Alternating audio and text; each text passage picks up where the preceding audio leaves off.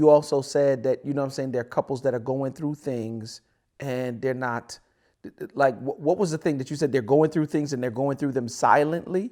Yeah. Just dive deeper for me. When you say they're going through it silently, what exactly do you mean? Well, they're not comfortable with, sharing stuff with outsiders. And I'm not saying that you have to share every intimate thing that's going on, but when you have tried to do everything within your own strength and within your own four walls, sometimes, you need that additional help, whether it's, through coaching, therapy, other other couples that, are in healthy relationships.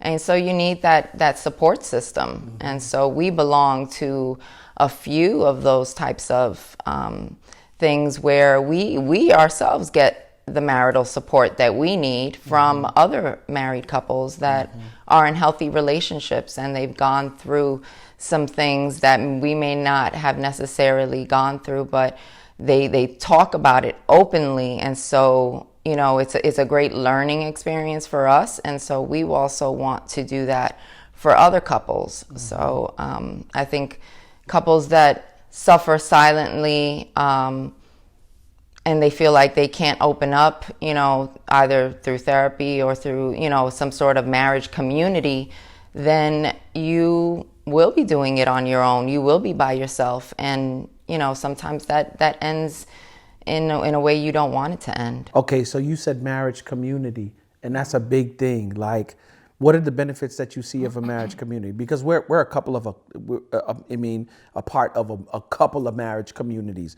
What do you see the benefit in the marriage communities? Because I know mad people will be like, yo, especially dudes who's like, nah, nope, I'm not. You know what I'm saying? I don't want nobody to know my business. And what do you say to that? Because that's usually the first. I don't want nobody to know my business. I don't want nobody to know what's going on with. You know what I'm saying? What do you say to stuff like that? I think it matters who you're sharing your business with, first of all. Okay, cool.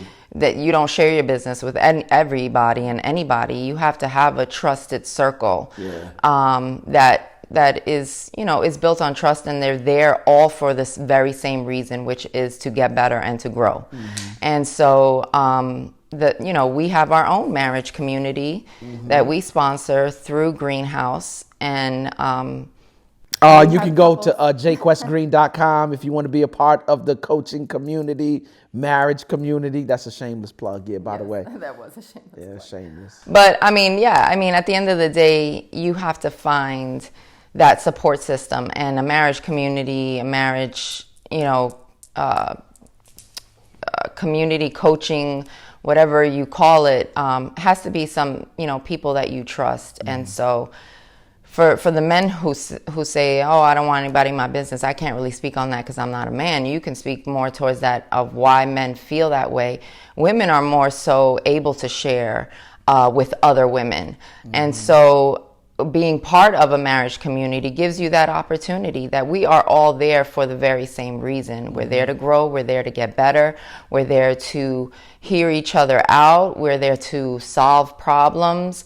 And so, being part of that helps you do that. And I think that alone is priceless. You can't put a dollar sign on it, because at the end of the day, you want your marriage to win. Mm-hmm. And so if you don't have that type of support when you need it, then you're going to struggle. Okay, so let me do this then. Because I heard you speak to two things. Let me ask you this. What do women get when they get together? Because I know men, there's a reason, though, why men are the way that they are when it comes to other people knowing their business, and it stems from the way that men are raised, right? I believe, that's my personal belief and based on case studies that I've read, right? Let me ask you this. What do women get from when they get together, and especially when they talk about issues or problems or things that are just like for real? What do you get from that? And what is the end result when you leave, when the women get together? I think it's a sense of sisterhood and the sense of camaraderie, the sense of women are nurturers. We're loving. But men get together too. We talk, and we have a brotherhood, and we sense camaraderie. But when we're talking about issues and y'all get together, like, especially when one sister got something she dealing with, a marriage or a Yeah. relationship issue, a job issue. Y'all get together, you talk Yeah, we about it. vent. Right? Yeah. What are some of the things that are said, and how do you leave the conversation? I think is more so what I'm getting at. I think we leave the conversation with a less on our shoulders, because there's a sense that we've all gone through it, or we are going through it, and we have a sense of empathy, and women are we're empathetic, so we give that type of support back to our other women. So I think that's what we get from it. We feel like we have that sense of sisterhood. Okay, so let me say this then, because you were speaking to the men and talking. I think one of the issues that we face is that unless you're like wired for that kind of thing, I think most men, from the time that they're raised, don't cry, don't whine. What you whining for? Even some, and I ain't gonna lie. Sometimes I do with Mason because he just like whine for everything, and I have to, because you don't. But I think it's more of a balance, if you will. But when some of us were growing up, there was no balance. If you notice, though, some as of late, like what I've been trying to do with Mason is sometimes when he just whining for the sake of whining, I'll get at him. But other times that he's whining like and fussing, I'm like, okay, why are you fussing? Why are you crying? You know what I'm saying? Because there might be a legit reason. Yeah. Why is that? But when we were coming up, there was no, like, for real. I remember you saying this at the podcast as it relates to your father. Just think of it this way. You being a 10-gallon and your father being a 5-gallon. Yes. And he just didn't have what it took to fill up the 10-gallon. Why? Because he never got what he needed to fill up your 10-gallon when he was coming up. And I think that's the same thing with our parents. Here's the issue. I think most men have an issue with vulnerability. And I think that when we were being raised, don't cry, take it on your chin, roll with the punches, don't whine, don't, you know what I'm saying? In other words, it raised us to not talk about our feelings, or if we had feelings, then you keep them bottled up and you don't say nothing to nobody. But we human beings, just like y'all are human beings, and if we don't have a place to go to talk to somebody, then you know what happens. Pressure bust pipe. I mean, I look at all of the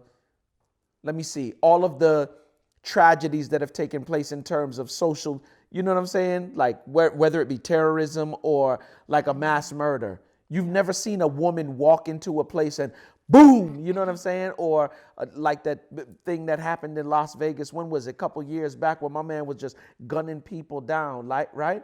What is it that happens to a man when the pressure builds up and he has no way to release it? And so I think that's the issue with some of us. I think somebody wrote a book not too long ago called "Men Cry in the Dark." You know what I'm saying? So I think that's the thing that causes us not to be able to. But I would challenge, I would encourage men to find, accountability. You know what I'm saying? Like what we find. Okay, well, let me just say it this way. Find a group of people or a group of men, if you can't find a group of people that love you, that respect you, that are not impressed by you, who you give permission to check you. You know what I'm saying? When things are when you're not acting the way that you should, or if you need to go to a place in order to get support for something that you may be going through. And I think that's the big thing, the big difference in between the two, is that women will cry each other to the floor and then get up, hug each other, everything is all right. They had their release, and now it's off to take care of it. Meanwhile, we haven't had a chance to tell anybody the way that we feel, right? In a large number. Now, for some men, you are a part of a dope accountability group, but I don't think for men that's a regular thing. No. You know what I'm saying? But I do think that it's something that needs to take place, because when we talk in the context of marriage, like for real, he not going to talk, and he not going to talk because either he don't feel safe enough to talk, or he's never been taught how to navigate through the emotions and be vulnerable.